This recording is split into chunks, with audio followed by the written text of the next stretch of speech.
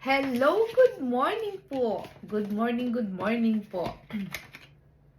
Ngayon po ay Miyerkules ng umaga ngayon dito sa Japan. Miyerkules po ng umaga. Kaya po, kayo po ay binabati ko ng magandang umaga ng Miyerkules po sa ating lahat. Narito po ako ngayon kasi po may gusto lang po akong i-share sa inyo. Kasi po, uuwi po ang aking anak ngayon at bibisitahin po kami. Kasi halos 1 year na po kaming hindi nagkikita ng aking anak.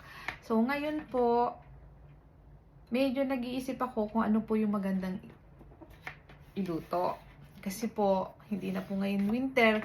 Kung winter lang po sana, madali pong mag-isip. Kasi yung mga luto lang po sa table, kagaya po ng mga nabe, kagaya po ng shabu-shabu, sukiyaki,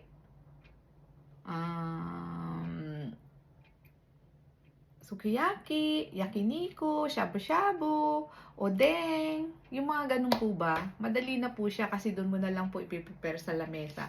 Kayo na ang magluluto, madali yung ganun po. Ngayon po, syempre mag-iisip pa ako ng kung ano yung menu, yun na medyo mahirap. Yung mag-isip po ang mahirap, pero yung madali naman po i-prepare kung alam mo na yung lulutuin mo ngayon, pero mag-iisip ka pa, yun po ang pinakamahirap. Pero kung meron po kayong alam dyan, o meron kayong mas magandang idea, baka naman po pwede nyo i-share sa akin kung ano ang mas madali. Please! So hanggang dito na lang po, baka meron kayong pwede nyo i-share sa akin. Maraming salamat po. Hanggang dito na lang po. Magandang umaga po sa ating lahat ulit. And thank you very much po. See you po ulit. Bye!